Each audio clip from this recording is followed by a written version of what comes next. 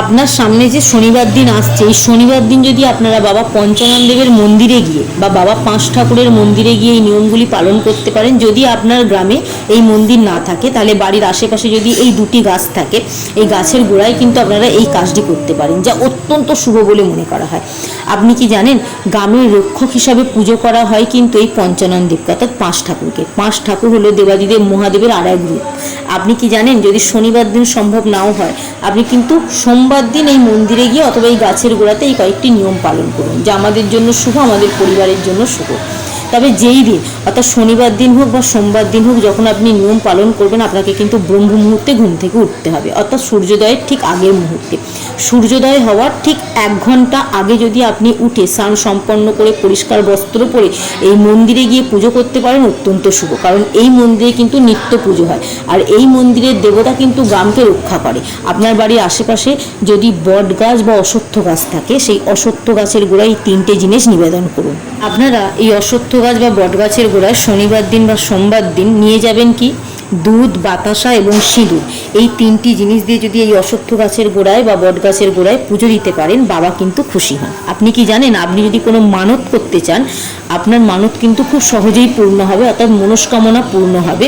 এই সন্তানের মঙ্গল কামনা নিয়ে যে কোনো মনস্কামনা বা যে কোনো মনস্কামনা যদি আপনারা এই শনিবার দিন রাখেন এবং শনিবার দিন পুজো দিয়ে আসবেন, এবং পুজো দেওয়ার পর যদি আপনি যে মানতটি করেছিলেন সেই মানতটা যখন পূরণ হয়ে যাবে, আপনি কিন্তু সেই বাবার মন্দিরে গিয়ে যদি মাটির সরাতে ধুনো পুড়িয়ে সেটা নিবেদন করতে পারেন, তাতে কিন্তু আপনার জীবনে যে মনস্কামনা নিয়ে আপনি করেছিলেন সেই মনস্কামনা পূর্ণ হবে। যদি আপনার সন্তানের জন্য করেন, সেটাও কিন্তু শুভ।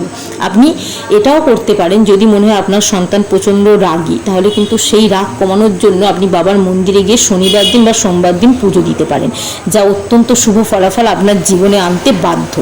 আপনারা এই দিন যখন মন্দিরে যাবেন, মৌলি সুতো নেবেন, হলুদ বা লাল রঙের মৌলি সুতো নিয়ে গিয়ে বাবার চরণে অর্পণ করবেন যখন পুজো হবে, আরতি হবে।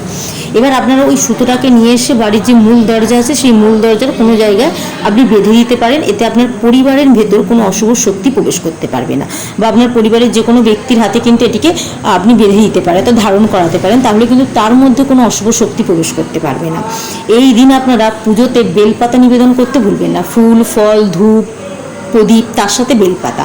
এবং পুজো সম্পন্ন হওয়ার পর বেলপাতাটা নিয়ে গিয়ে আপনি আপনার আলমারি বা ক্যাশ বাক্সে রেখে দিন, এতে আর্থিক দিকের উন্নতি বৃদ্ধি পায়। আপনারা যে কোনো শনিবার বা সোমবার করতে পারেন।